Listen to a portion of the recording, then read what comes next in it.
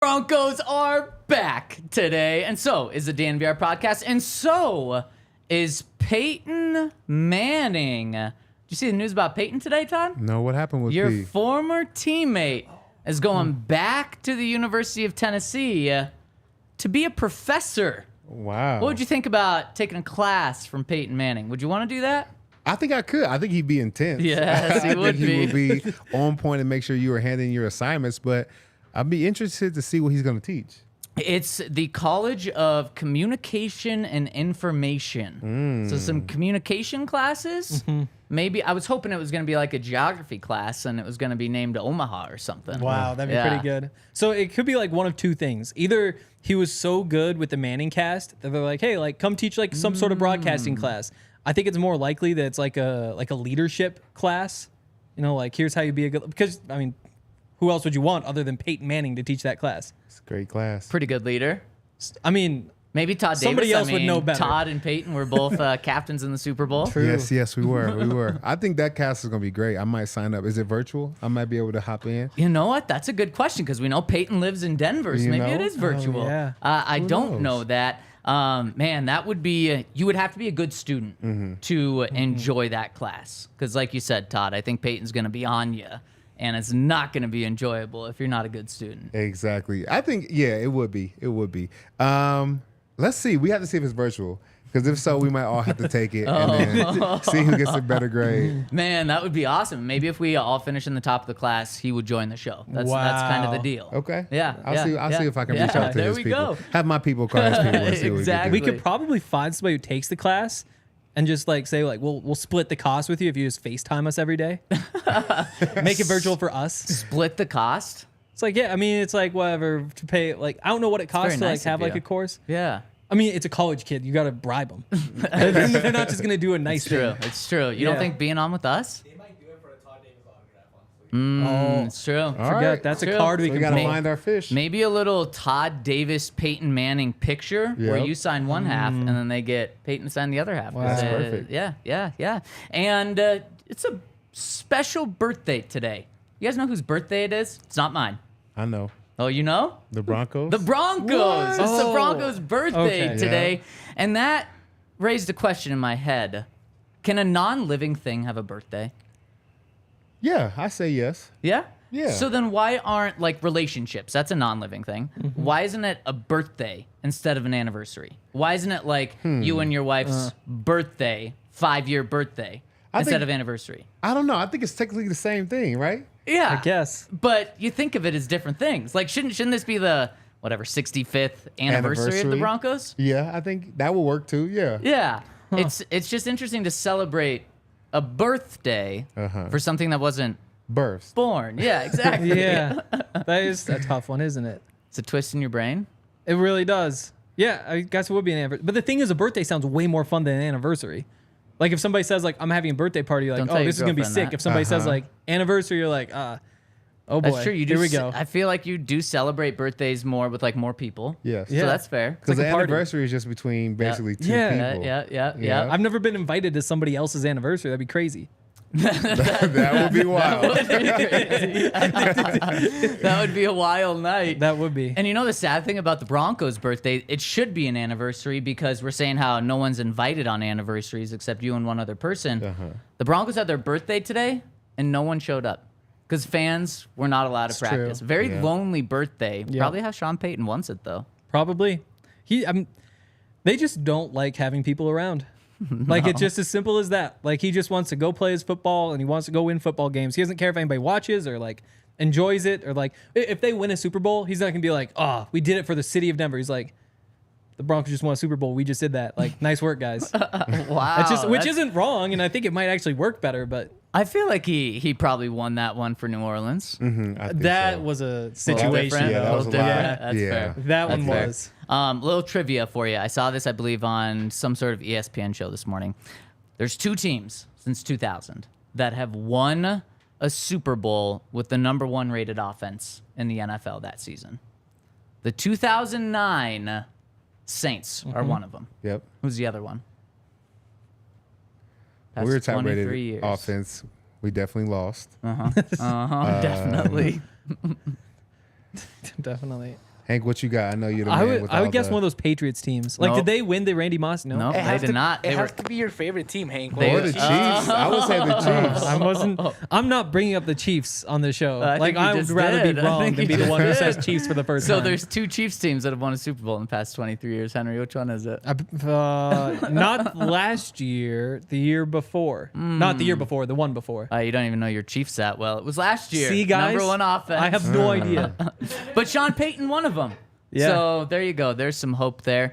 Were they But- number 1 last year? That's crazy. Yeah, I didn't realize that either. Huh. Yeah, the trivia question on ESPN was actually Sean Payton was like the hard one to get. Yeah. But I thought you guys would get that one.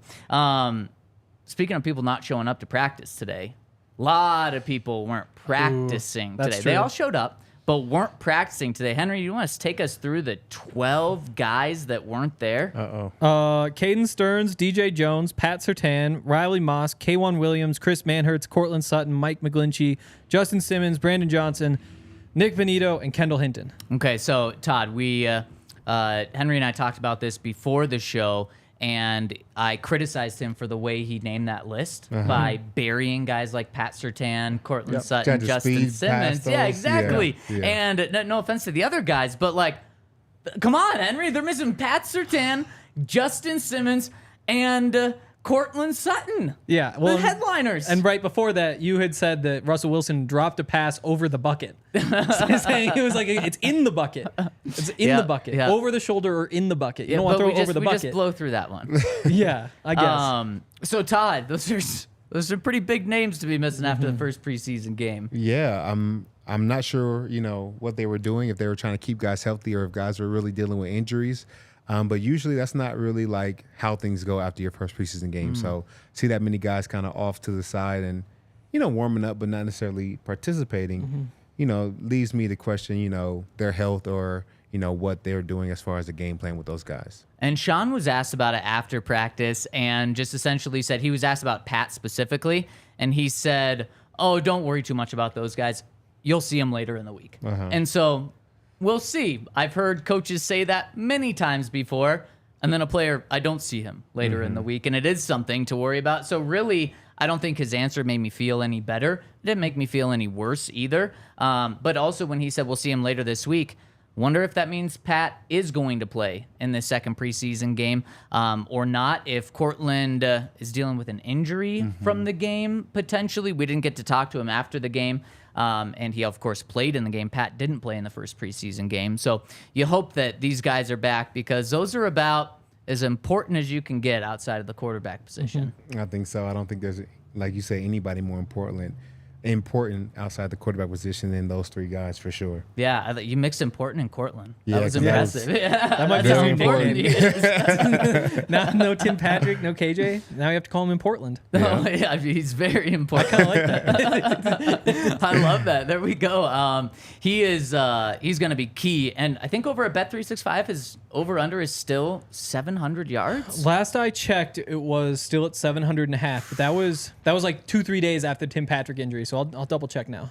If he hits the under, that's going to be awful news Really bad. for the Yeah. Broncos passing offense. I mean, the only way that wouldn't be bad news is if either Jerry Jeudy goes for like almost 2,000 Yeah. or if Marvin Mims steps up and is a second receiver with like almost 1,000 yards. But that's a line that I really like over at Bet365. But before we talk about Bet365, let's talk about practice today because, like we said, no fans out there today. So we're not able to talk about a lot. We have to talk in generalities. And let's see if Yahir is able to pull an audible here. You able to pull up the Russ meter, Yahir? How back is Russ? Let's hit it. And let's see where it lands without me ever telling you where it is. Let's take your best guess, Yahir. Let's hit the Russ meter right now. Okay, let's see where it goes. Let's see how Yahir blindly thinks Rusted. Oh. Wow. Who told him? Who told him? It landed Wasn't Mr. me. Unlimited, which is a 4 out of 5. Todd, you Yep. tell him? No, I didn't say anything. Damn, Yahir, impressive. Russ was good today.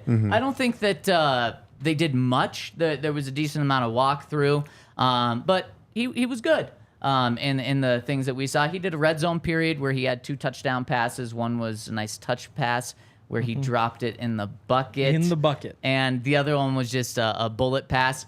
At the end of practice is typically where they do their most situation work. It was like a walkthrough situation period. So, Todd, I told you weren't going to miss much. And you were You right. missed absolutely nothing. All Yeah. So a good day from Russ, but I'm not taking much from today. Tomorrow they were in shells today. Tomorrow they're in full pads. And Sean Payton after practice today said they're going to go hard. Maybe that means some goal line work. Ooh, Because I we love haven't that. seen that yet. Is that a defensive player? I should say a front 7 player's dream. Yeah, I think that's one of our favorite drills. I think 9 on 7 every day is something we definitely love. Goal line, I mean, there's not much for you to do. There's nowhere to go. Yeah. You got to run into us. You got to take this hit. And, as linebackers, we're ready to give it. So that's really a fun period. I think Alex Singleton after practice today said there's nothing better than tackling. Is that how you felt playing as an inside linebacker? Oh, yeah, for sure. I think that was the best. Laying a big hit was probably number one. But behind that is just tackling somebody, getting them to the ground. And then if you tackle somebody really good, you hear this, like you just made a good hit. That's the best sound in the world. Especially when there's like 70,000 people cheering and Yep. you're still able to hear it. Exactly. I love it. The other thing he said was that he hates 9 on 7s. I'm not. He might not have said hates. He didn't Alex enjoy Singleton? it. Yeah, he's like, yeah, that's like the good stuff. But like, I don't know. I don't really like the 9 on 7s. You liked them, right? I We did. I talked about loved that. it. Yeah. Yeah. But some guys don't like the predictability. You know me? Is they're running the ball. So, it's not technically real football. Right. But me, I'm on my toes. I'm ready to come downhill and just smack whatever you're trying to run. See, I would hate it if I was an offensive player because it's so predictable. I'd hate if I was a running back because I'm like, the linebackers are just going to be crashing down every play. I know I'm going to get hit. But yeah, as a defensive guy, especially one that likes to tackle, that's interesting that Alex would say that. And the other thing he said that I thought was really interesting was that tackle for loss where he like came into the backfield, he just flew back there. It's a 3rd and 1, and he basically said like, well, it's a preseason. They're not going to run a play action in preseason. I don't even have to worry about that. It's crazy. Yeah. But I guess if you're a smart linebacker. Yeah, I mean, yeah, that is just being smart there. You hope that he has the preseason mindset and then the regular season mindset too. Yeah. Okay, so any feelings about the game? Because last time we talked about the game, it was past midnight. We're all a little tired. We just watched the game. Taking some steps back, having some more sleep in our bodies, and rewatching or just reliving the game. Any takeaways? Anything you feel different about? Anything you feel more strongly about from the first preseason game? I wouldn't say I was harsh, but I was very, I gave my opinion of the game. Yeah. And I think that after watching it, like, we're okay, especially after watching practice today. The game was very vanilla, and then, fans weren't there, so we can't dive into it too much, but there was a lot more to the Sean Payton offense that we saw today that I liked.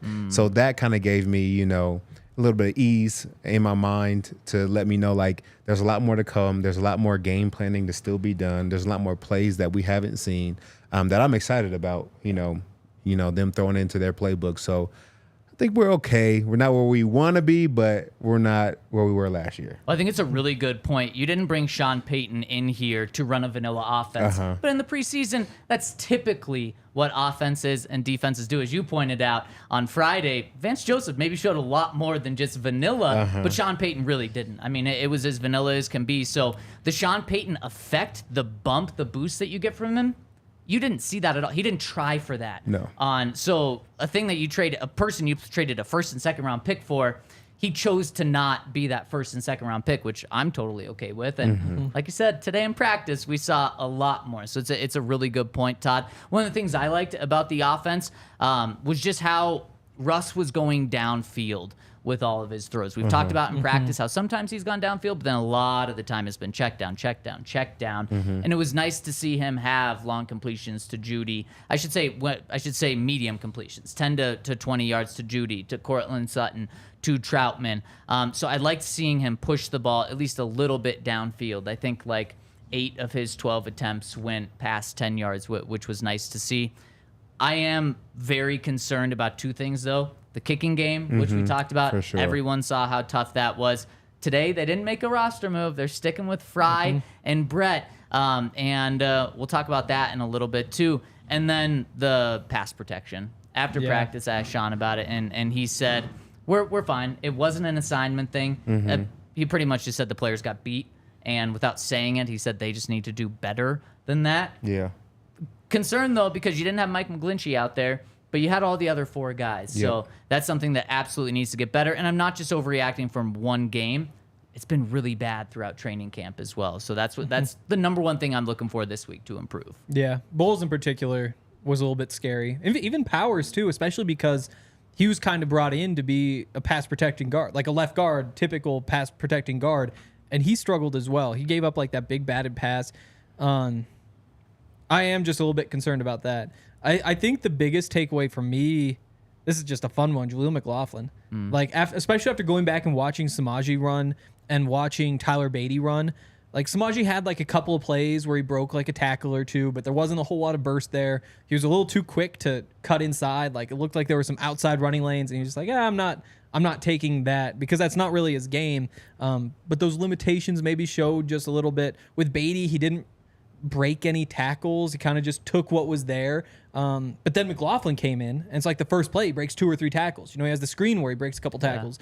And going back and watching that, I don't know. It just got me excited because I really like watching him play. Well, and let's talk about if he makes this team, because it seems like he's a lock to make the team. As crazy it is to say a lock, but he's a 5th string running back. He's literally last on the Broncos depth chart. We're going to build the Broncos 53-man roster in just a second. I got to tell you about our friends over at Breckenridge Distillery first, because they've got the Battle of the Broncos blends whiskey. They've got Ed McCaffrey's blend and Alfred Williams blend. Offense versus defense, 2 great Broncos. And we've got them on our set here. They're really cool designed Broncos. They've got an orange one. They've got a blue one. And so try them both. They're a little different. And then vote on which one is better. Over at BreckenridgeDistillery.com/bourbon-of-Denver-Broncos. Or you can go to BreckenridgeDistillery.com for a little easier path there. And if you vote,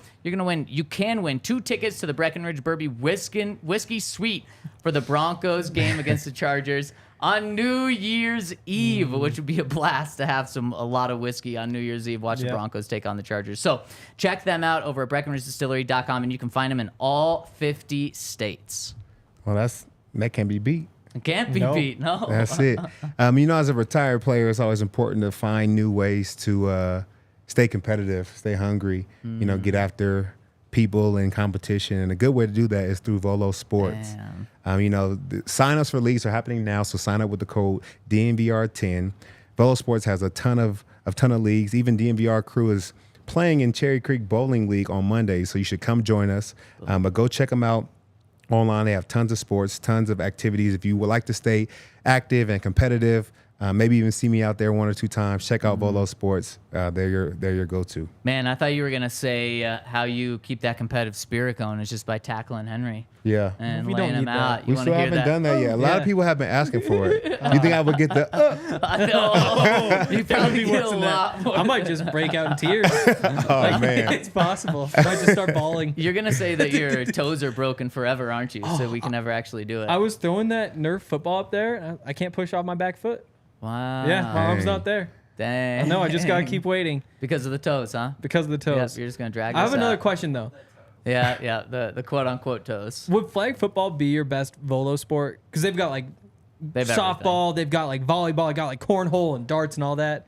It has to just be flag football is your best, right? football. I'm a pretty good bowler. Oh, okay. I'm not a terrible bowler. Okay. I probably can say I can. I bowl bet you pretty well. throw those so hard. It just hits one pin and they're all going everywhere. Yeah, that's my thing. I like speed. I don't really have the curve to it. I just kind of chuck it down there as fast as I You ever can. bowl with CJ? Yep. He's better than you? Or can you compete with him? He's a good bowler too. I say he's a good bowler as well. Damn, You he's know. kind of competing with CJ. You know he's good. Yeah, I like the bowl. Oh, damn, man. You'd probably be number one on our depth chart in terms of DNVR bowlers. Is it pretty bad over there? Yeah. That's what we've heard. I think so. Neither of us have gone. You can talk to Ryan about that. He Okay. Was, Yeah. He was Yeah, number one Ryan- on that depth chart. Ryan said he was really good, and then didn't he? His first game, he didn't even get a 100. It's like an 85 or something. Oh, wow. Yeah. That's After crazy. talking about how good he was gonna be, he didn't even get 100. Doesn't he have like even a personalized bowling ball? I and think so. everything? Yeah. Nothing more embarrassing than being bad when you've got everything personalized. That is true. Okay, let's get into this 53-man projection because 2 weeks from tomorrow, the Broncos go from 90 to 53. 37 guys are cut on 2 weeks from tomorrow. Todd, you never had that, did you? It was always multiple cut days? Yeah, it was. throughout I the think it was preseason? 3 cut days. Yeah. Yeah. Which, I don't know which one's better. Is there one that's better for a player?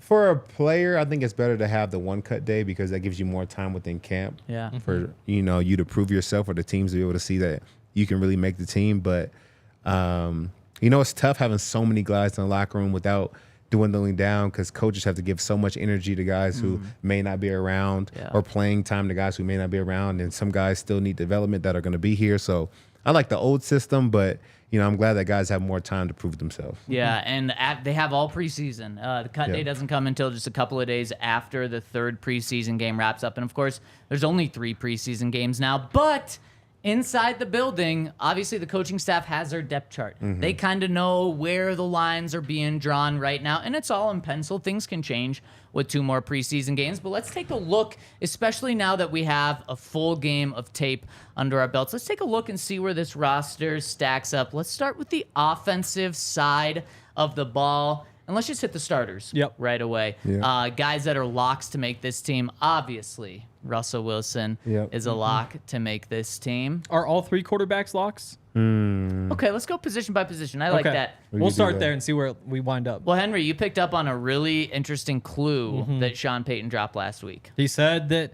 you only get your 47 active players on Sundays. And why is that important? Well, because they changed the rule so that instead of having 46 active players, you can have 47 if you keep a 3rd quarterback on your roster.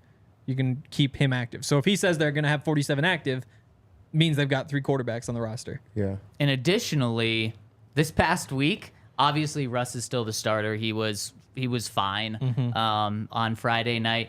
Stidham was awful. And 16 passer rating. That's terrible. Todd, you had some games where you had more tackles than he had passer rating there. For sure. It's really bad. And then Ben DiNucci comes out. Sure, he's playing against guys that aren't going to be in the NFL. But he had 7 for 9, led a touchdown drive. He looked very comfortable in the pocket. It was a nice pocket.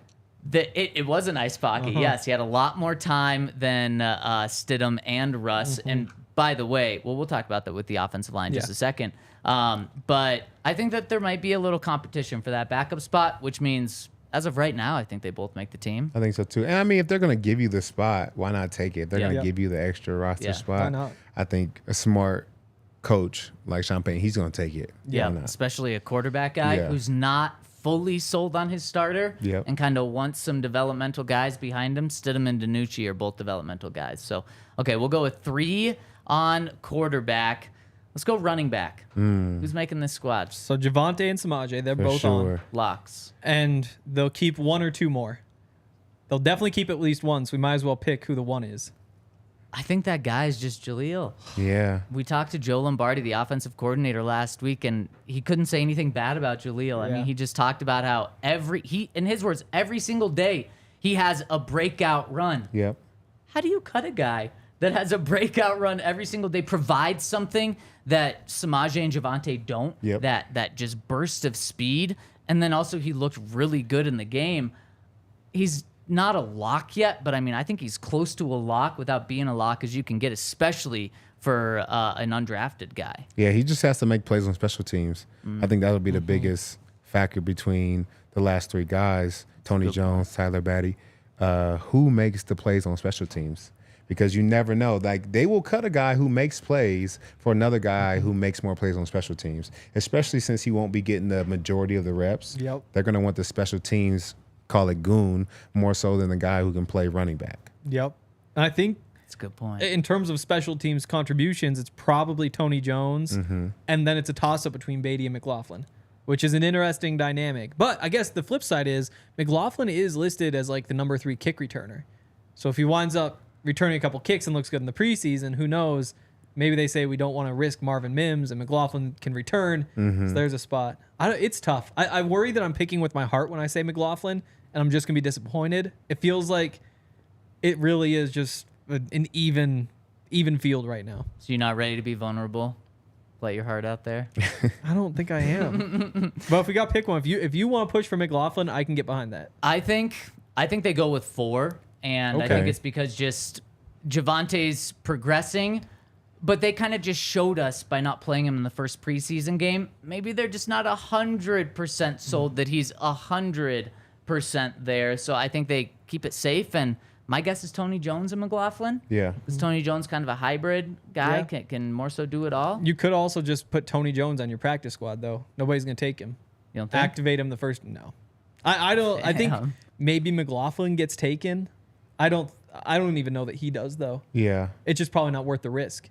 Yeah. And there's a lot of running backs in the league. I Exactly. don't know if, every team is going to have 1 or 2 other talented running backs besides their primary back. So Yep. I think he would do well in the practice squad too, being able to learn and also develop and potentially be, a good player for them. So we going 3?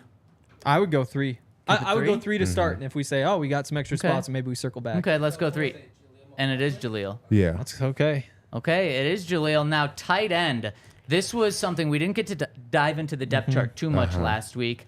But biggest surprise, Adam Troutman being listed as the number 1 tight end. Yeah. Yeah. And I think Troutman, Dulcich, Manhertz, those are the 3 on the team. After that, you get into conversations. They keep 4. If they keep 4, is it really Nate Atkins? And I think it probably definitely is. But those 3 seem very safe to me. And I guess someone that we have to put in here, since we did do it for running backs, probably should be under running backs here, is Michael Burton. Yep. A fullback. Do they keep a fullback? I think Definitely. Yeah, I think. And Sean Payton. Yeah, especially with some stuff that we saw today Yep. and that you were pointing out, Todd.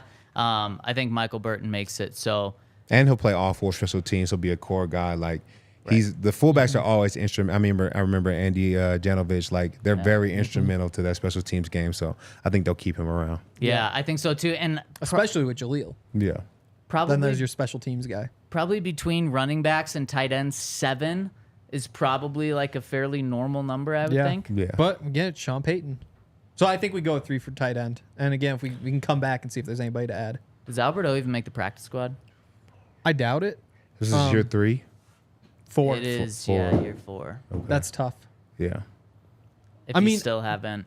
If they put Atkins on the active roster, then maybe they do. Because he's kind of your Dulcich insurance. Like, you don't have another tight end who fills that role. And without Tim Patrick, you kind of want to make sure that you have that kind of movable tight end. Are you Flex tight end. Are you putting Atkins on the roster? I'm not willing to commit to it yet. Yeah, I wouldn't put Atkins on the Yeah, roster. I don't Yeah. think so. I think, I think the tight end room, like you said, Henry, is pretty clear and cut. Yeah. yeah. Atkins played pretty great, though.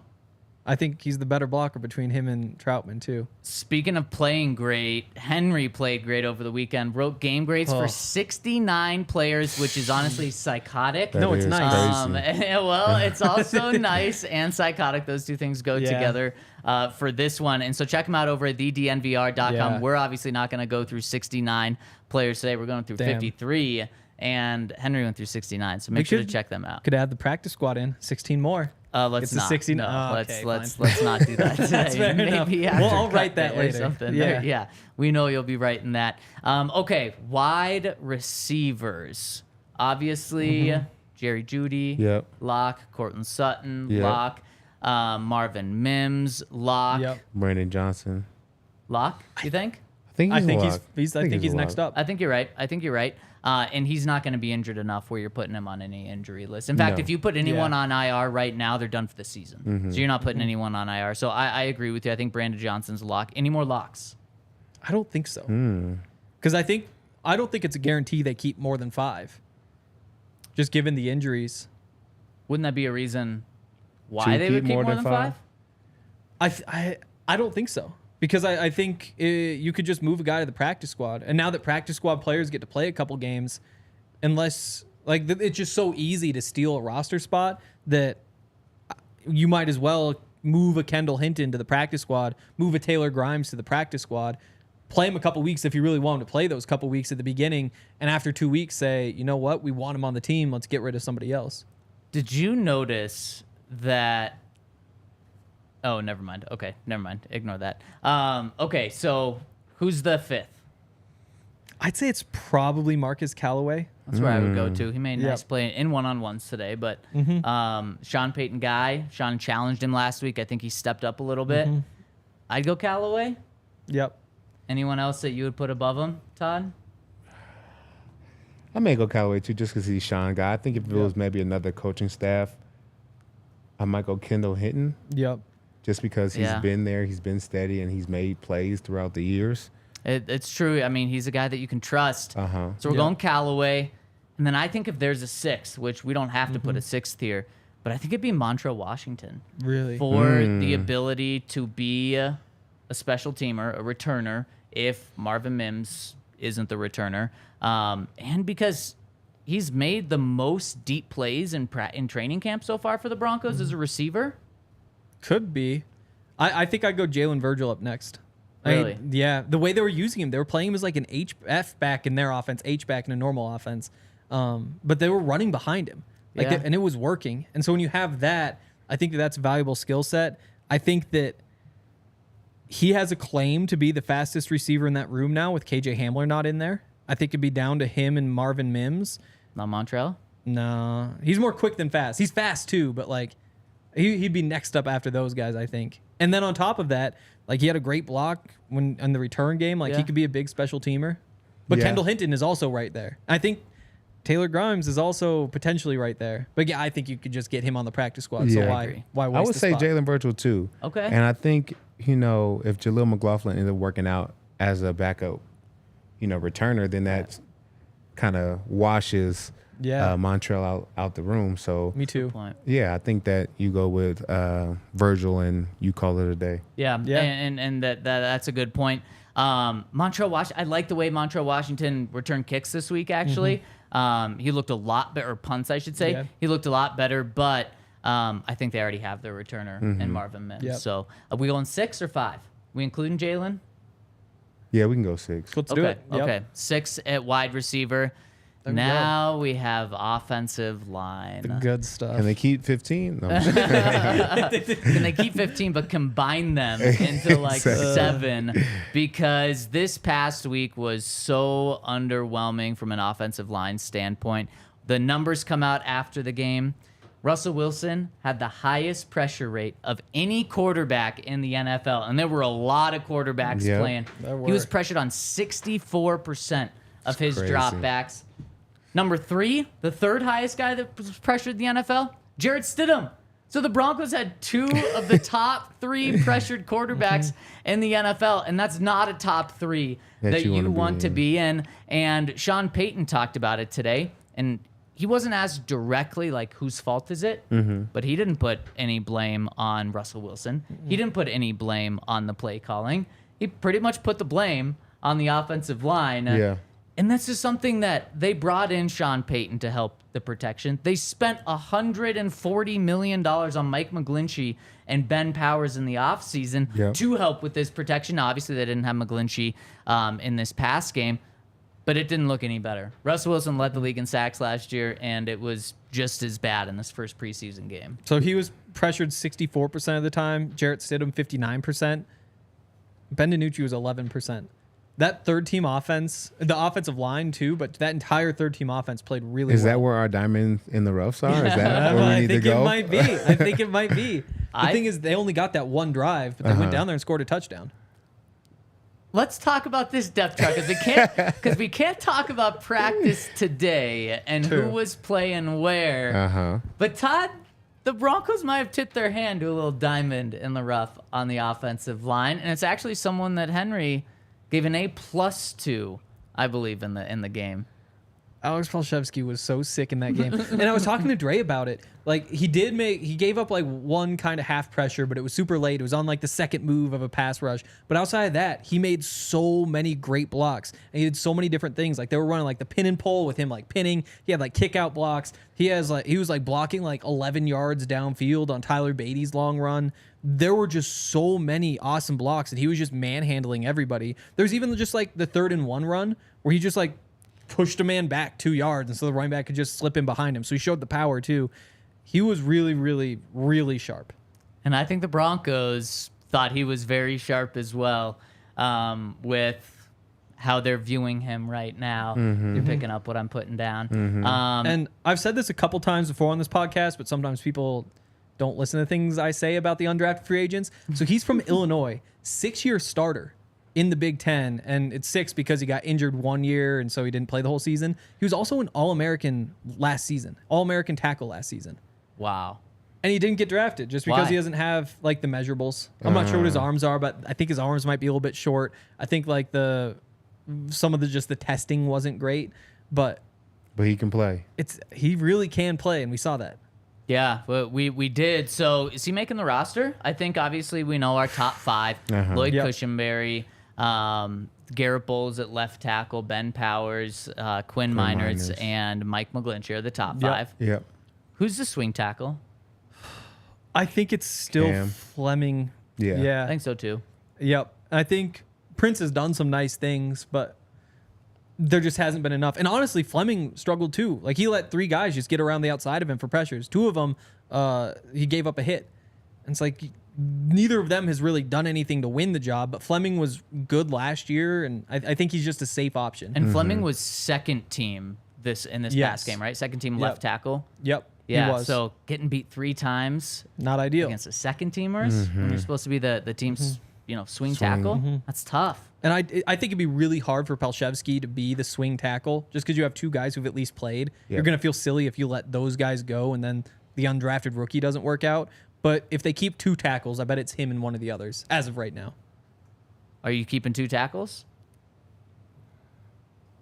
I think they do, because I think the reason is because McGlinchey isn't going to be healthy probably right until the start of the season. Yeah. Yep. Right up until game 1, I think. And a sprained knee, that's probably not as clear and cut as you'd want it to be like, oh, a bone is healed, you're good to go, we don't have to worry about you. A sprain, can't that kind of pop back up a little easier? They can linger, especially on O-linemen. I think their knees are always under question, and they're always having problems. So a sprained knee is definitely not something you want to start the year with. So I think that having some help around for him, just in case he needs to play here or there, would be smart. Yeah. The tough part, though, is that I think Quinn Bailey's probably the guard who makes the team as a backup, and he also plays some tackle. So then you kind of have like 2.5 tackles and half a guard, which isn't the end of the world. Yeah, but isn't that a good thing, just to have that position versatility? it's a good thing, but it makes it a lot easier to justify not rostering Palshevsky. Okay. But- And undrafted guy It's true. probably can get onto the practice squad. Yeah. You would think. He was like a priority free agent. I bet it comes down to Palshevsky and Adkins, who they think they can get through and who they think they can't. That might be how it goes. Interesting. Okay, so we've got Cam Fleming. Yep. I would probably go Quinn Bailey at guard. Okay. Okay. I'll let the guy that watched 69 players That's decide fair. that. That's I'm fair. good with that. Shout out Will Sherman, too. He had a great game, but Not making it. Quinn Bailey's proven. Not as of now. He needs to keep s- going. And then center, Wattenberg. He had a very tough moment on special teams. Did you see the picture, Todd, of him getting absolutely pancaked Yeah. that led to the block? Yeah. Yep. Yikes, that was not good. But right now, isn't he listed as the team's backup center? Yeah, and he played well as a center. Uh-huh. Like he got, I think it might have been it was the first play of the game. Or no, sorry, I was looking at Cushenberry.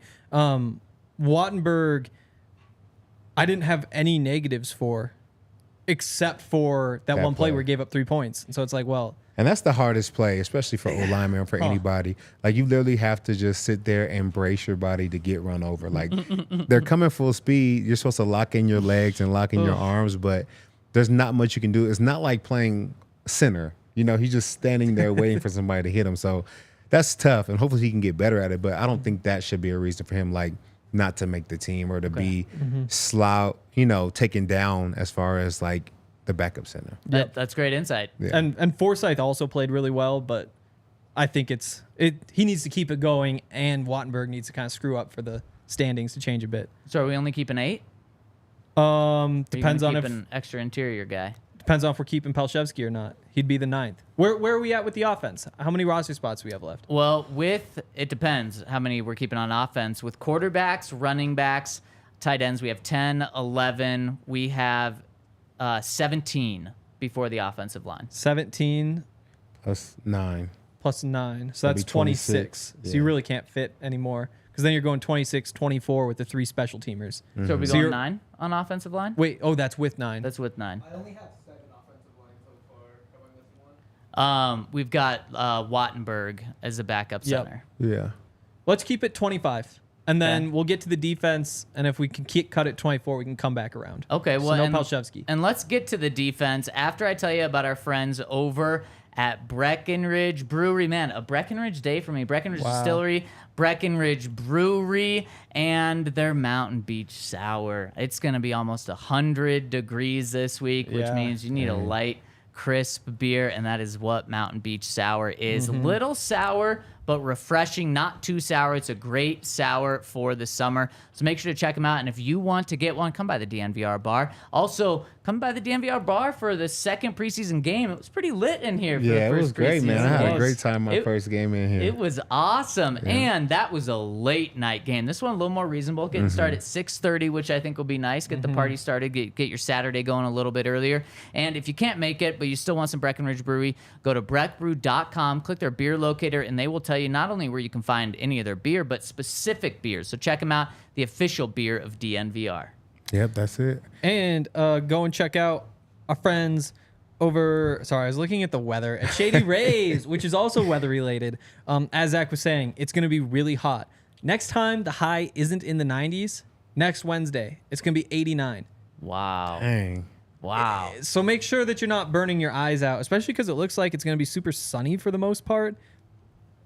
I don't buy that because it always rains in the afternoon, but it says it's not going to. Regardless, for most of the day, it'll definitely be sunny. You'll want your Shady Rays. I've been obviously wearing mine. I can't even think of the last time I drove without my sunglasses. Maybe that speaks more to the. I guess I'm back. Wasn't that from the just bar. last week? What? Didn't you leave them somewhere? Oh, yeah. I mean, but Yeah. that'll be the last time when I forgot them. But I'm not forgetting them today. They're the best sunglasses. 250,000 people have given them a 5-star review. And 250,000 people can't be wrong. So go to shadyrays.com. Use the code DNVR. You'll get 50% off 2 or more pairs of polarized sunglasses. Did you guys see the news that broke just last segment? Yes. About Ezekiel Elliott, where he's signing? Where is he signing? Oh, you want to guess? There's no way I 1 would in even. 32. 1 in 32. There's no way. Kind of a random team, the Patriots. Wow. Yeah. Yeah, and they have Stevenson, Ramondre, who's been a beast. big old power back with another big old power back. Yeah. It's kind of interesting. Does it sound like the Broncos? They like revitalizing does. careers too. I think the Patriots find joy in taking like a old back wide receiver, somebody that nobody wants, and kind of like trying to polish them back up again. And the Such a thing good is, point. I always think it's going to work. Uh-huh. Every time they do, it's like, oh, well, Ezekiel Elliott's going to have a good year. He's going to the Patriots. Yep.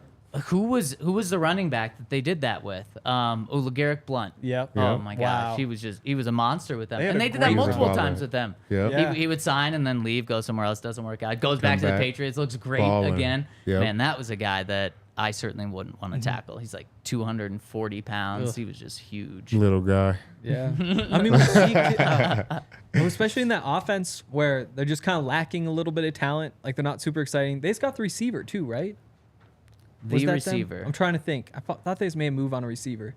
Maybe not. But all of a sudden, the Patriots, you're like, yeah, 7 wins probably. Yeah. If Zeke is good, then that number kind of goes up. Oh, Could go up. if Mac Jones is good. You believe It Mac matters Jones? just a little bit less. I think he can.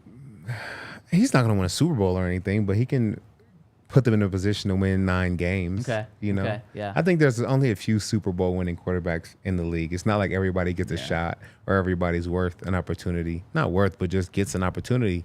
That's why I was so excited to get Russell Wilson. He's one of those quarterbacks. Yeah. It's only a handful of them. If you look back over the years at Super Bowls, it's only a handful of guys that are in there. So I think, and every team kind of knows that going in. They may fake the funk or act like they have a Super Bowl contender or going to have a good year. Look at the quarterback. You know who's going to have a good year and who's going to go to the Super Bowl or has a chance or not. Is this Todd Davis post playing? You realize that, or did you know that when you were playing? No, I knew that while I was playing. Like when we went to the Super Bowl, it was only like Peyton Manning, Ben Roethlisberger, Aaron Rodgers. It was only like 5 or 6 guys going to the Super Bowl every single year. Like if you don't have one of those guys or the up and coming new guy, like a Patrick Mahomes, his like first 2 years coming in the league. We're sitting at home come January for sure. Watch out saying nice things about Patrick Mahomes on this podcast. All of a sudden, people Because he turn. actually played, you don't. I mean, what was it? I mean, it was something just like that, Todd. It was in the past 15 years when you guys were in Super Bowl 50. It was like the past 15 years, all but one Super Bowl had one of those 4 guys in it. Tom Brady, Peyton Manning. Actually, those 3 guys and Ben Roethlisberger. Yep. So from the AFC, you had no shot. Not at all. If you didn't have one of those guys. Yep, that's how it is. Yeah. So is Russell Wilson one of those guys? Yeah, he has done been it. Yeah. because he's done it, and he's done it not once or twice, and really should have won the second time he went. I think he has that ability. We just got to find it. Still looking for it. Yep. I'll take this heat off you guys. Obviously, we know Patrick Mahomes is one of those guys. And now, is Justin Herbert one of those guys? It's L.A. For me, the Chargers will be good, but they always find a way to lose it. Like that's just Phillip Rivers was good for so many years and would lead the league in passing and have all these yards, but somehow, some way, they find a way to lose it. And I think that's just in their DNA for right now. Yep. So he's not then. I don't think so. Yeah. Especially not. No. I mean, no. Coming out of the AFC West, I don't think he's going to have an easy time doing that. Yeah. So no, I don't think he's the guy. And Jimmy Garoppolo. No. Yeah, no. Easy one there. Okay, let's go through the defense. Let's see if it's as easy as that was. And let's start with the secondary. Easy. Yep. Pat Surtain, starting cornerback. Yep. Damari Mathis, other Yep. starting cornerback. We haven't seen anything to suggest otherwise there. Obviously, Justin Simmons. For sure. Caden Stearns, Kareem Jackson. Who are you putting as a starter? I say K-Jack. K-Jack? So Yeah. he's making the team. Yeah. I think if there's a veteran cut, it's him. Yeah, But I think so. I think he makes the I don't team. Do you have full faith in Caden Stearns to get the job done, though? I don't have full faith in Caden Stearns to stay healthy. Yeah. And I think that's why he's not going to be a veteran cut, is because it's like we have Kareem Jackson here, regardless of who starts. Vance Joseph said it last week that both of these guys have packages. So I think, and I think a big reason that Kareem came back to the Broncos was because Vance wanted him. For sure. And so I don't think that Vance is going to bring him back and then say, no, we actually don't want you. So I do think that Kareem makes the team. And at the end of the day, it probably doesn't matter who is the starting safety because they're both going to play. Yeah, I think so, too. Yep, I think so too. I mean, big nickel. It's like 50% of the time when the offense is in 12 personnel, defense is in nickel. And that's where you use all 3 of these guys. So you talk about big then.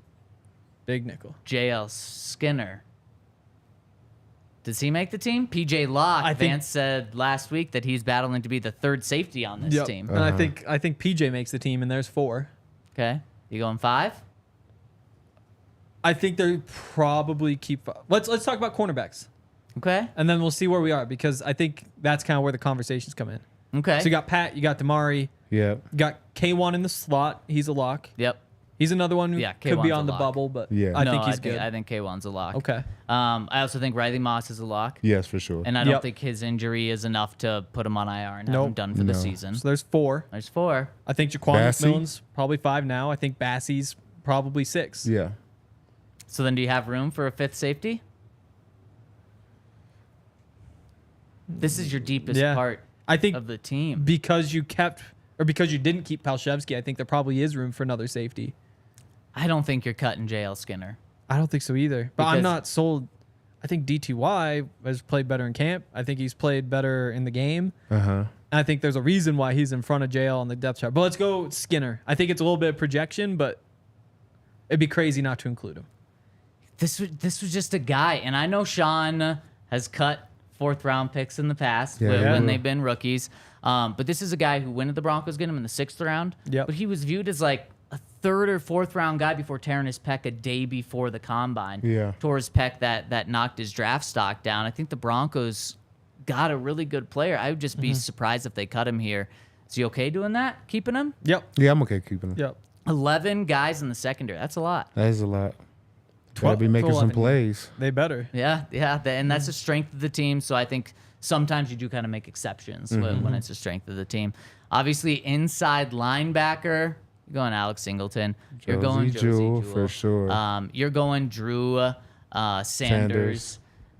And then who else are you going with? I Stranad. think he got it. I mean, he Yeah. played the most special team snaps last year. He was making plays again on special teams on Friday. Yeah. Like if there's one guy who makes the roster for special teams, it's probably Stranad. Feels pretty clear cut, especially when Jonas got hurt. I think Jonas and Stranad were fighting for that final I think roster so, too. spot at inside linebacker, and with Jonas's injury, makes it pretty easy there. And then you don't have to worry about. You can kind of keep it at 4, just at inside backer, which makes Yep. it a little easier. What haven't we hit? Defensive line and outside Yeah. Yep. linebackers. Outside linebackers. This is a tough one. Where last week Vance Joseph said we're 6 deep here. I Yep. like our depth here. If they keep 6, that would really be pushing the limits. So obviously you're going Randy Gregory. Yep. You're going Frank Clark. Yep. That too. You're going Jonathan Cooper. Yep. Yep. You're going Nick Nick There Benito. you go. Yep. And then Baron Browning. I mean, he's Has to. He Yeah. has to because Yeah. he probably isn't injured enough to just put him on IR for the whole season. Would No. that be, or would it be 6 weeks? Or which one? Which I can never remember which list is which and which one's who's on. He did start since he did Yeah. start training camp on PUP. You're right. So if you They don't could keep include him in the on roster, PUP. then he has to sit out the first 6 Yep, weeks. exactly. So maybe that is what they do with him. I think that's So that's kind of a way probably to makes do sense. that. Yeah. because meniscus he shouldn't be back around the start of the year anyway. Yeah. Okay, let's put him on PUP. Okay. For 6 Guessing a weeks. little bit, So you hear throw Baron Browning on there, but include him on PUP so he doesn't count on the roster. So there's 4. Who else? Does anyone else? I almost Earn a wonder. spot? I think Aaron Patrick is probably the best bet just because of special teams. That's why I made the team last year. I think Haynes and Incoom, neither's really separated, but I don't think either's made enough plays to take a roster spot. I think you just go 4 I think you probably just go 4. because you can probably get Aaron Patrick on Probably. practice squad. Yeah. And with doing what we did with the secondary, you gotta kind of have to Exactly. save some spots there. Real quick, is there anybody else in the secondary I missed? Pat Surtain, Riley Moss, cornerbacks more than anything. Damari. Oh, Jaquan McMillan. Yep, Jaquan McMillan. Can't forget him. Mr. Interception. You could not forget. He needs to pick it back up. He had such a great first week. The next week of practice was like, there's like a depth cornerback out there. And because he had that good week, he's still clearly above the rest, but be nice to see like a strong finish from him. Mm-hmm. He's not a lock. Even with the pick? Even with the pick. Wait, which pick did he have? The interception. That was Esang. Oh, you're right. That was Yeah. he saying. Yeah. No, you're right. Definitely. He was playing outside corner, though, and he was starting for Pat Surtain in that game. Definitely. He's definitely still the number 3 boundary corner behind Pat and Damari. The gap has shrunk a little bit in the last week or so. Okay, in my that's mind. fair. No, that's fair. Okay, now defensive line. We talked to boys. Jonathan Harris today, and man, talk about a guy who you feel really good about. A guy that undrafted, has kind of fought his way to stay in the NFL for a couple of years, and now he's listed as a starter. It reminds me of you a lot, except you made your climb pretty damn quick. Honestly, I mean, you were first year. Obviously, it wasn't a guarantee that you were going to make the NFL, but then you did, and then it was pretty much a guarantee you were on that Super Bowl 50 team. Yeah. So you only had 1 year of uncertainty. Yeah. Did it I feel guess that I was way, though? blessed. No, it felt like I think the mind of an undrafted player is you always feel like you have to prove yourself, or they're always trying to find somebody else. So I always kind of felt uncertain, even though I had just signed a contract or I was the starter for 2 years. You always feel like they're coming for your spot, even though the first round draft picks get 50 chances. You feel like you don't get, you barely get one. So I don't think I was ever felt like at ease or at peace. Even after your contract? Or is that No. kind of the first time? That day. Yeah. Maybe that day, but then after that, you're like, oh, I gotta prove them right Yeah. because it's not guaranteed, Right, and if they can cut me and just give me the guarantee, and then I'm gone again, like It's a whole bunch to the mental game. Yep. No, that's fair. Yeah. So Jonathan Harris making it a Yep, lock. definitely. Jonathan Harris a lock. DJ Jones a lock, and then of Yep. course Zach Allen a lock. What do you do about Mike Purcell? I mean, it's just tough to say when we don't know what his injury is and how much longer he's out. Because he's on the non-football injury list, right? So Yes. that's different than the 6. Wait, no, that's the same thing as the 6 weeks. You can you can essentially put him on PUP or the NFI, and it's the same 6 week Yep. thing. So let's just assume he's healthy. Okay. I think he makes the team. I think he kind of locks everything. We get to play DJ Jones as like a 3 technique, 5 tech, mostly 3 technique, I guess.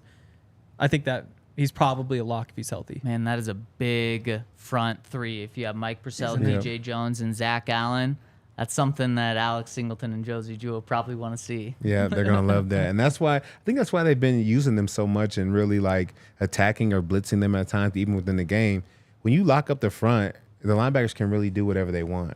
And so when you have them blitzing, there's nobody left to block them besides the running back. But then we have other ways of getting around him and doing 2-on-1 different stunts.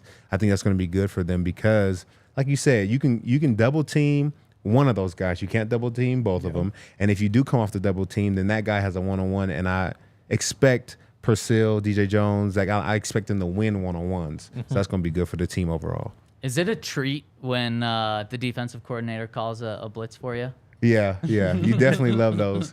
You bite your teeth when he says it's man coverage, and then you smile when he says it's time for the blitz, for sure. One of the things Josie said last week was that it was the defensive coordinator. It was Vance who was saying we just put in another blitz that Josie really likes.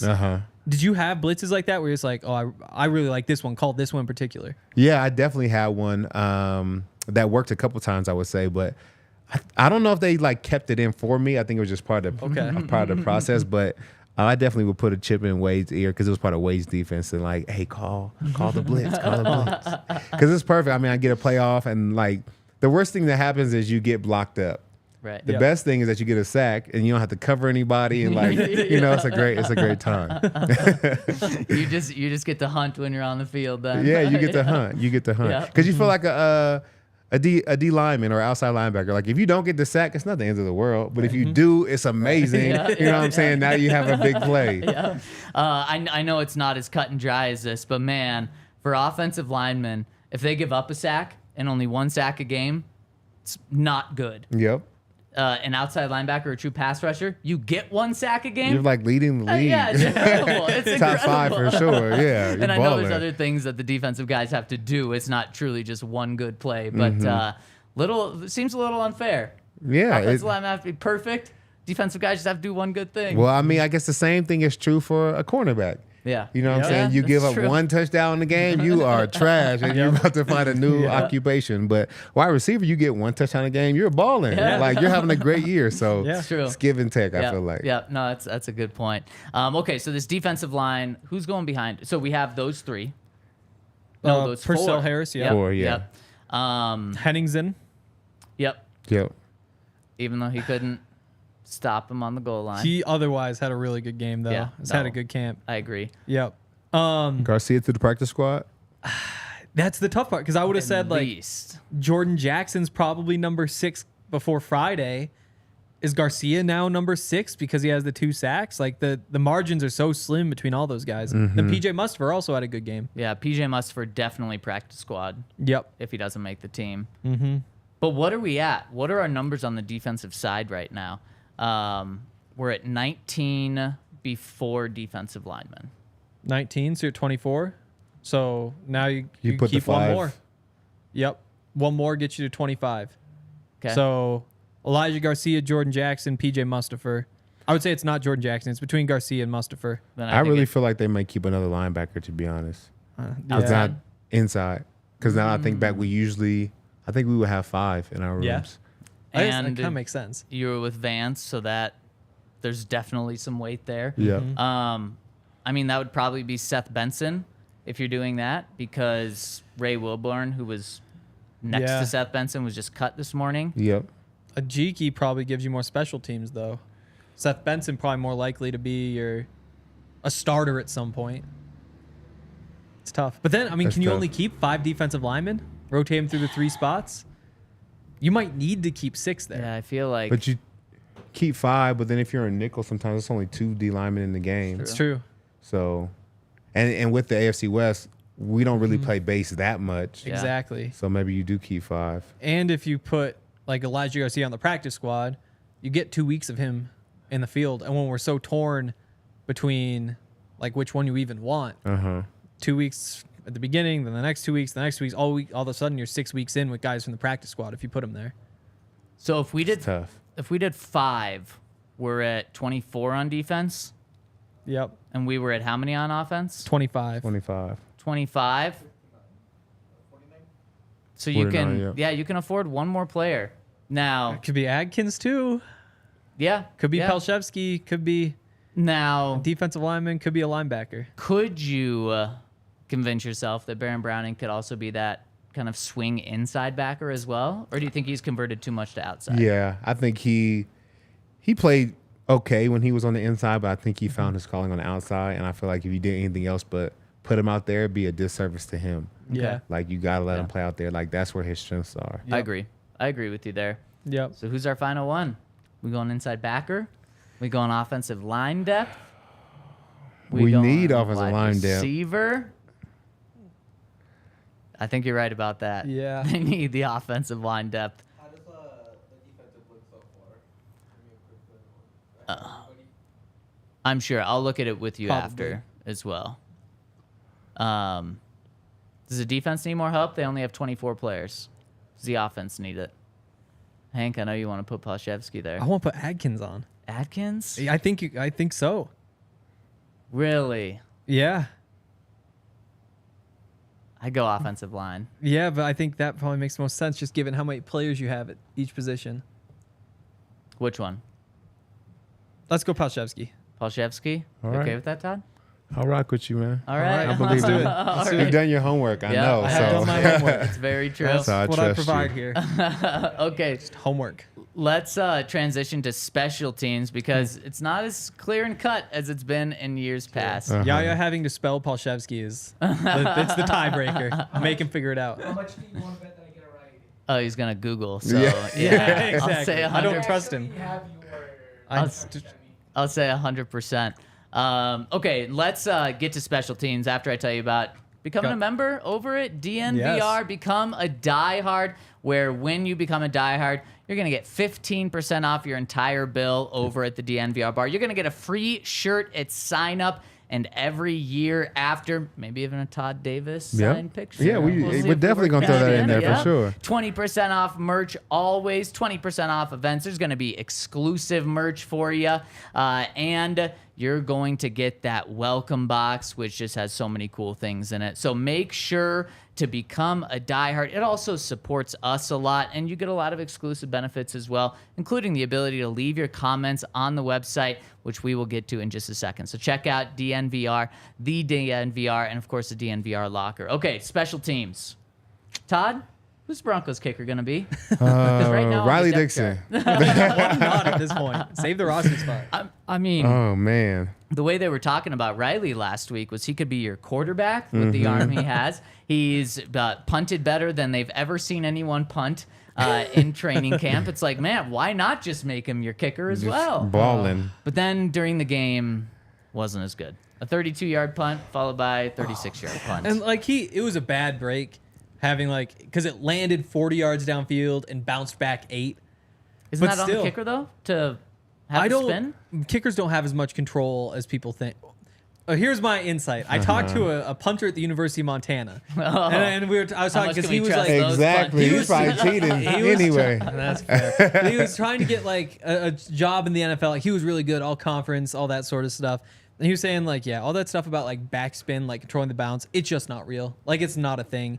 And there could be a can't believe gap. that. I know there could I be. can't And I believe totally that. bought it. But over the last couple of years, I've just bought it a little bit less. Is he in the NFL?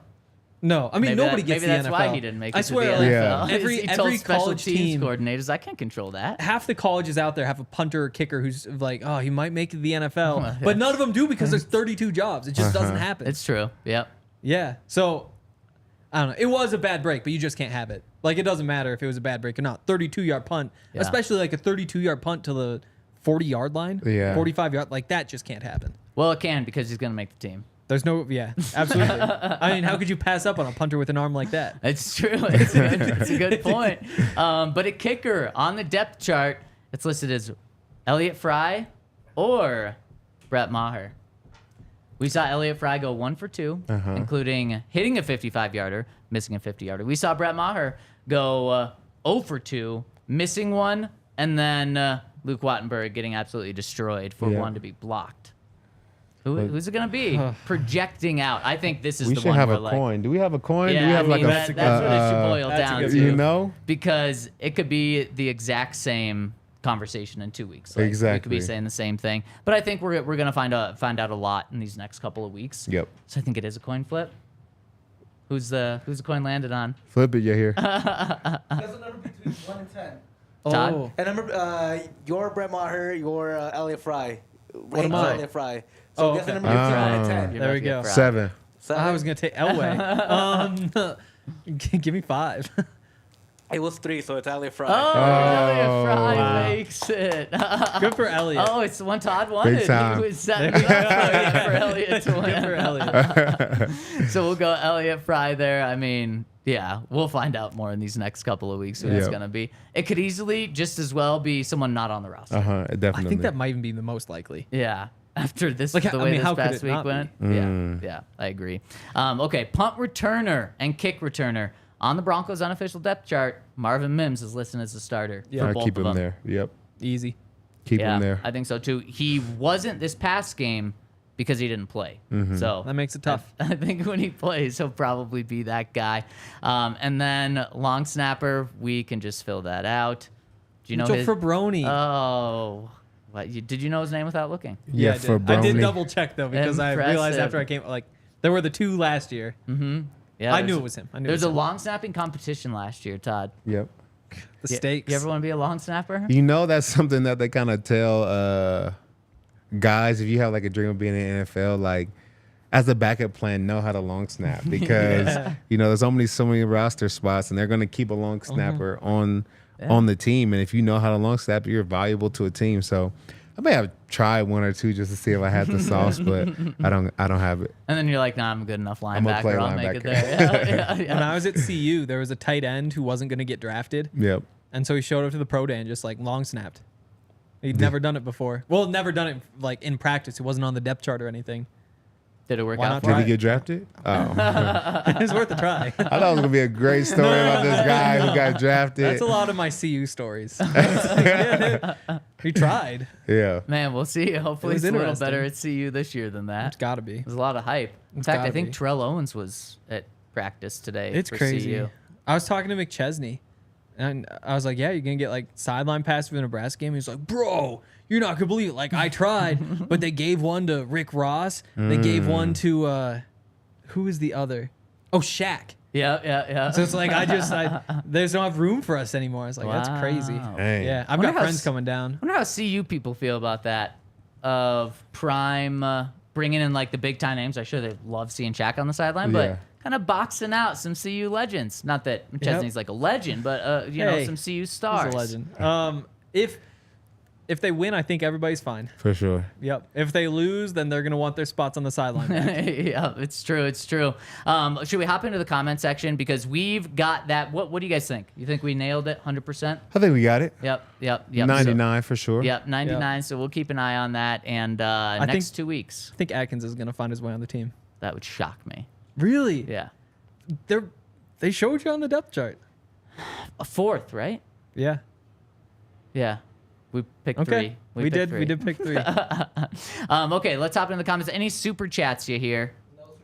Oh, really quick before we get into the comment section, we've got a lot of people watching right now, and only a couple of likes. Please hit us with those likes. Hit it that really like. helps us Yeah. out. Listen Smash to Todd. it. If you don't smash that like, Todd might smash you like he's gonna smash Henry. I thought that's where you're going. He's gonna smash me. It's like, first of all, I don't think that would work. Just having many- read the comments, I think they would just all dislike. How many They can do likes for what we need right now for you to be like, Todd tackle me right We now. did this once. We did.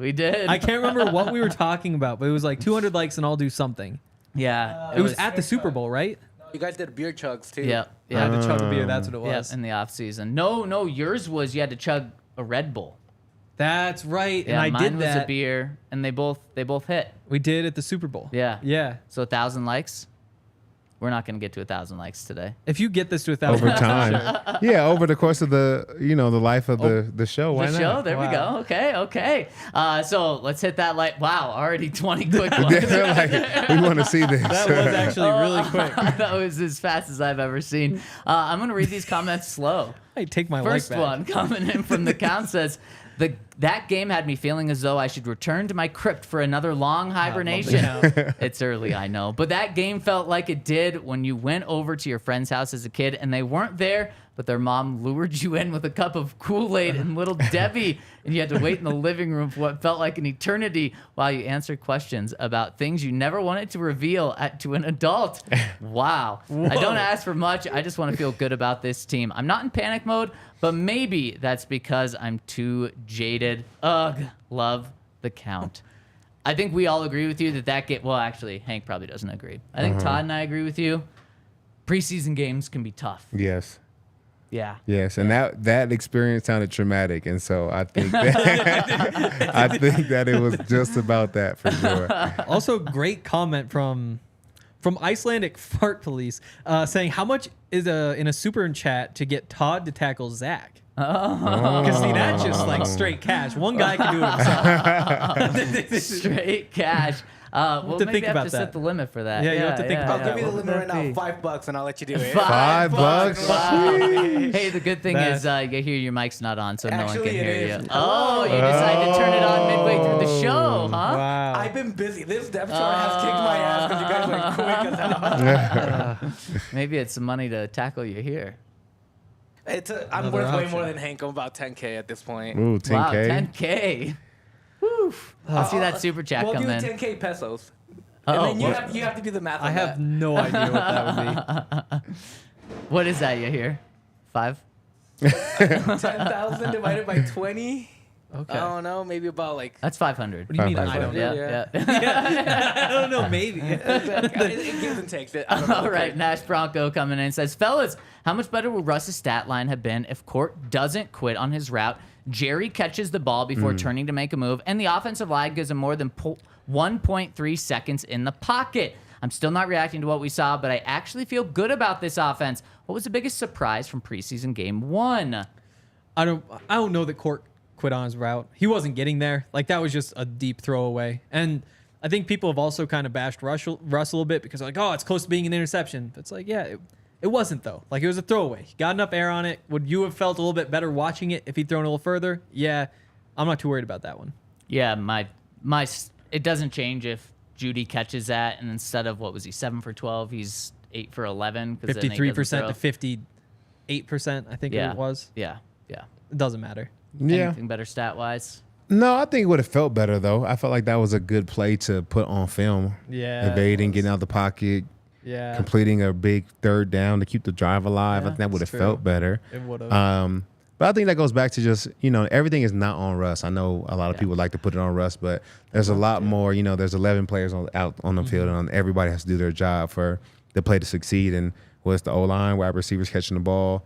It takes everybody, so it's not all on him. But Yeah. I think it would have looked better. It would have felt better. It would have felt like they marched down the field and got a touchdown, because really in that situation, you're probably going to kick the field goal.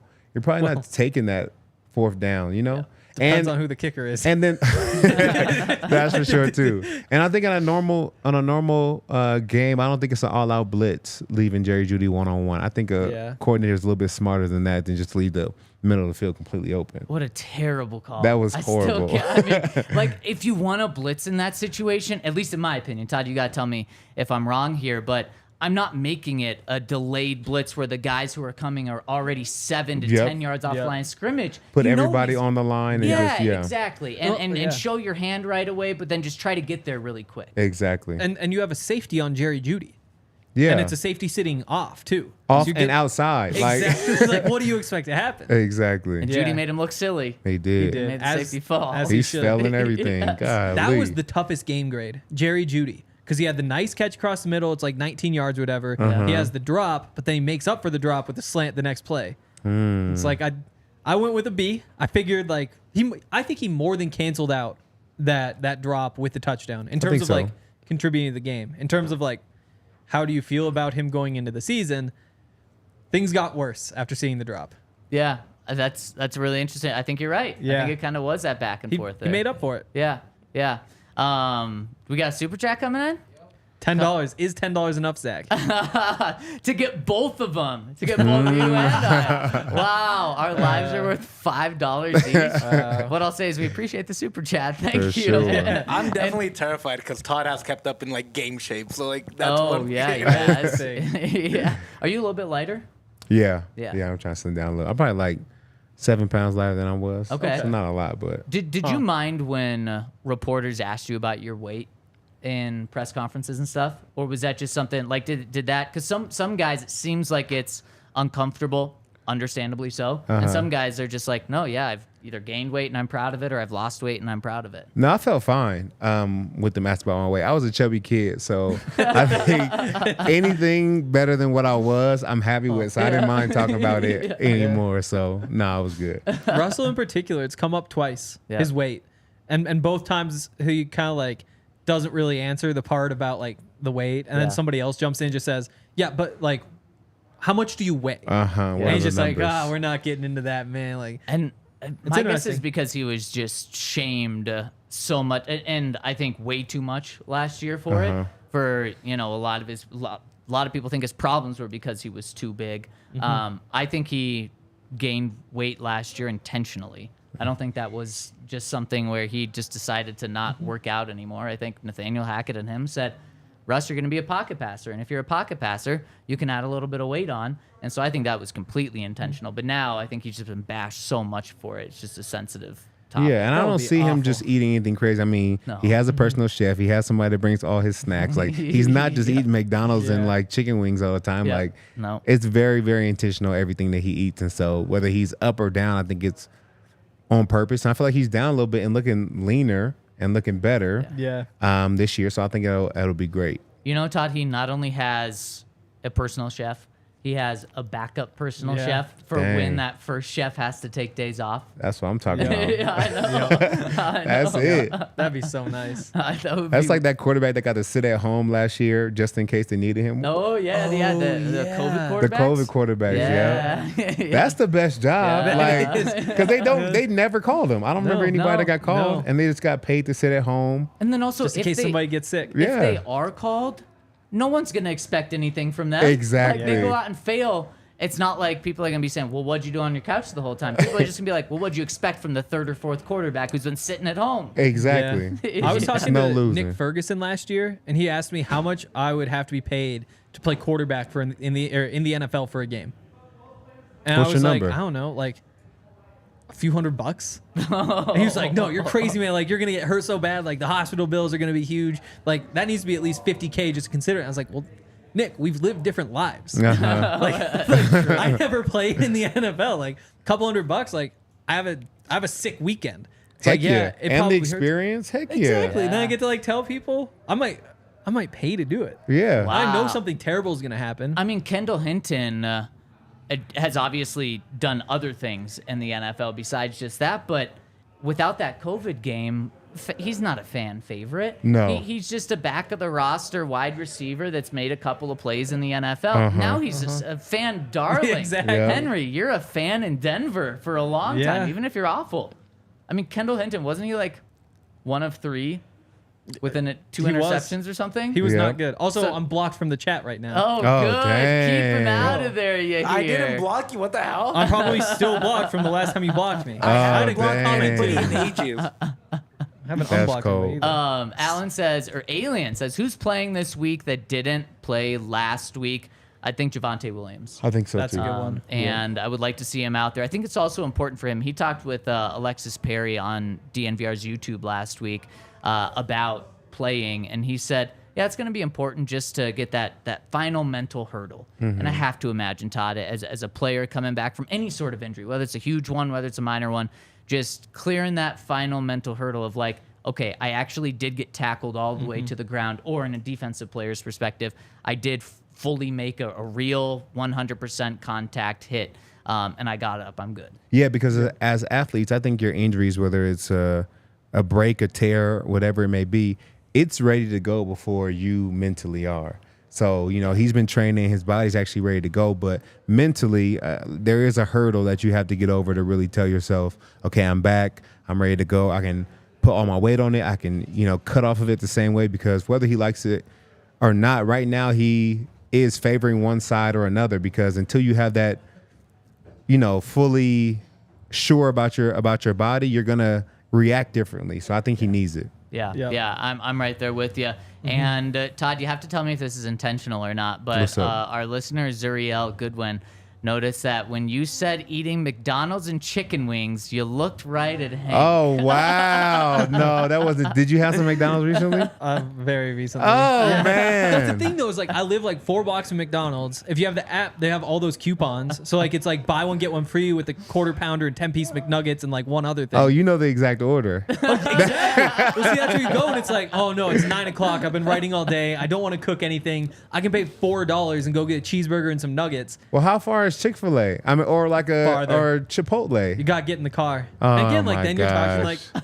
$12, which isn't like a huge difference, but just so easy to justify like $4 for dinner. Because otherwise you're paying like $12 and you're like, okay, it's like a reasonable price, but also it's not good for you. Dang. So maybe it wasn't intentional, Todd, but from now on it's But going to now be it is. intentional when you look at him. Intentional. And also my comment, the 2 primary food groups, I thought was pretty good. Got blocked, so I couldn't send it the first time. I thought that was funny. Oh, McDonald's and chicken wings. Oh, Yeah. dang. Yeah. Block him. There Yeah. we go. And there it goes. Yep. And then next time it's something funny to say, it's not going to work again.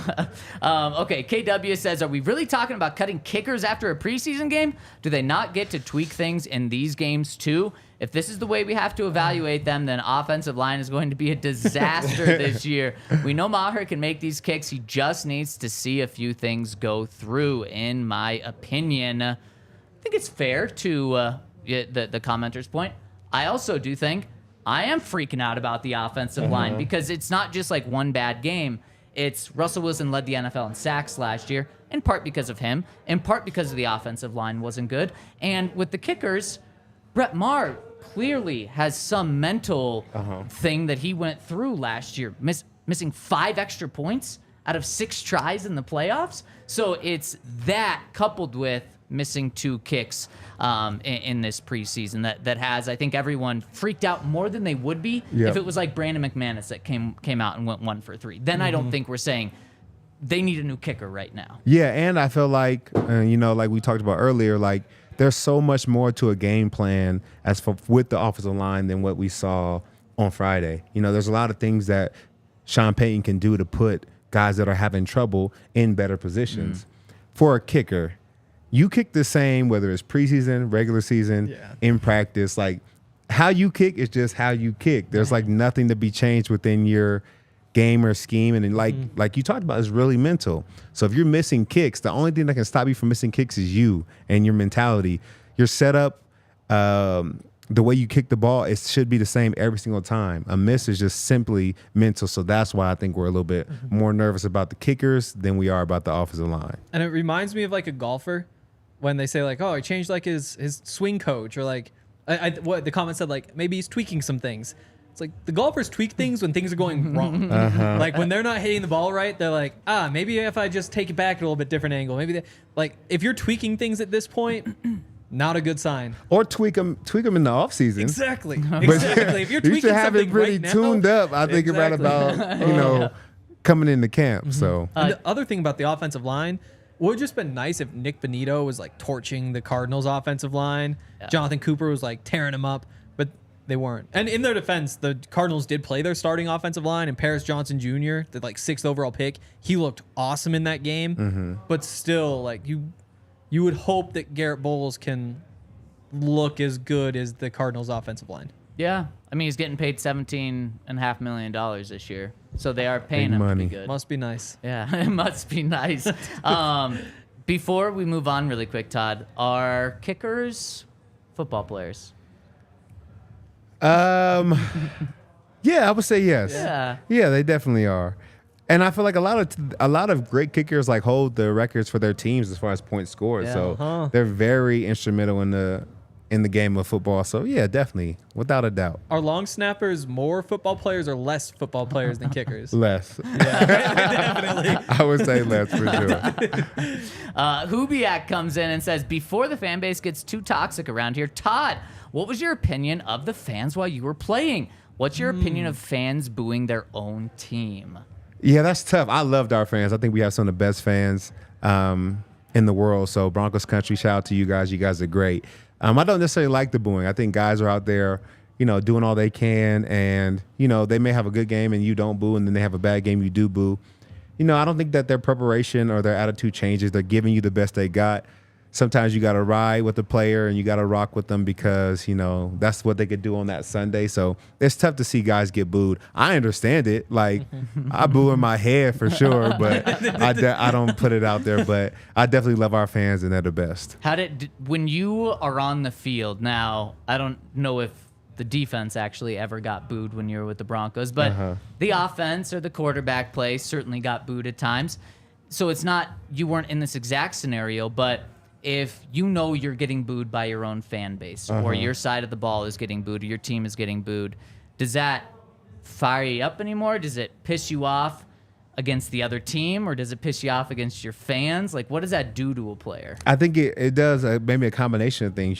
Football is like 85% mental. So hearing those boos lets you know, like, hey, I'm doing really bad and I need to pick it up, or they're going to boo me out the stadium, basically. So I think it may pump some guys up.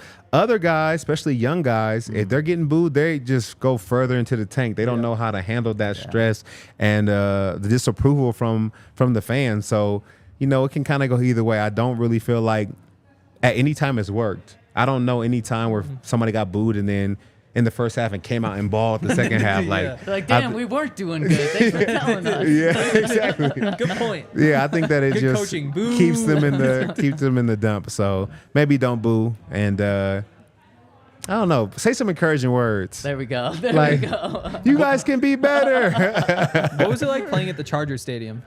It was good because it was always a home game. Exactly. Yeah, no matter what, I think our fans travel better than the Chargers, whether it was at the LA Arena or San Diego. Which is crazy. It's a home game. Yeah. It's crazy. It's perfect. That is wild. Did you hear about this was 1 year before you became a Bronco. In 2013, the Broncos were 21-point favorites, 24-point favorites against the Jaguars at home. It was one of the biggest spreads ever. It's when the Broncos had the best offense of all time. Yeah. And the Broncos were only up 8 at half. And when they were walking into the locker room, the fans booed them. Dang. They were winning by a touchdown and a 2-point conversion, and the fans booed them. You know how happy our fans would be right now? Right? Winning by 8 going into Against halftime. anybody. Oh my! Against anybody, they would be cheering like crazy. Standing The thing ovation. is, the Broncos are the Jacksonville Jaguars now of then. Oof. Like Ooh. that's Damn. if you like That's harsh. literally that's what it is. That's bad. You think they're That's going to be harsh. 21-point underdogs at some point? I think they To the could Jags be. this I year? mean, not to the Jags, but I think that's where they're heading. Oh, dang. Wow, I'm a little more optimistic about this team than you hear. My goodness, Chiefs fan over here. Okay, final comment coming in from our Vada Luke says, football has me. The symptoms are watching a preseason game twice, again with the highlights, and then a nice cut-up of all of Russ's dropbacks. Some obvious over-it Seahawks fan put together on Twitter. He says, after this game, I cannot believe that we didn't play starters in the preseason last year. It was ugly at times, and I know plenty of believers think that not winning this preseason games means we're going 0-16 with a washed quarterback. But literally, game 1 of the regular season looked like that last year. Having weeks to prepare now until it counts is huge. Yeah. I mean, we said it at the time, or at least I was saying it, like, they played 4 series in this game, probably play 5 or 6 in the next game. That's like a full game of work that they're going to get in the preseason, and it felt like last year they were just a game behind the whole time. Like week 2 is like, if we would have been there week 1, maybe things would have gone a little bit better. Like so many of those games had those slim margins. You gotta build that base up right now. Man, if the Broncos came out week 1 against the Raiders and looked how they did at the start of this first preseason game, so many people would be losing their mind. Understandably Yeah. so, because it looked just like last year. It So did. I hope you're right, commenter. I don't really know how preseason translates into the regular season, but I hope that they are getting some things out of the way. Yeah, it helps you iron some wrinkles out within your scheme, but then it also tells you, like, are we good? I think camp kind of gives you a false sense of hope sometimes and a false sense of ability of how good you guys can be. And sometimes it takes going up against another opponent to really check yourself and kind of understand, okay, when we go to camp, we have to work even harder because we're nowhere near where we need to be. And you don't know that without those tests in the preseason. So it's good for them. I think that, week 1 last year did feel like a preseason game. It looked like a preseason game. But week 1 this year, there's no way they should lose to the Raiders. No. There's no way. Josh Jacobs or not, I think they should win that game. Yeah. So they got to be ready. I'm right there with you. And Josh Jacobs, still not with the Raiders. So that is good news for the Broncos. And Todd, I appreciate that you didn't look at me when you said need to iron the wrinkles out. Oh, because man. I definitely needed to iron the wrinkles out. But you didn't even take a shot at me. So I appreciate that. you're my guy, and you can't even see it. You just told on yourself. You can't even It's see it true. on the It's camera. true. Thanks for the far shot you here. But that'll do it for us today. Broncos practice tomorrow with fans, which means we get to talk about it, which means you got to tune in tomorrow. Thank you for all the likes. Hit us with a thumbs up on the way out, and we'll see you tomorrow on the DNVR Broncos podcast.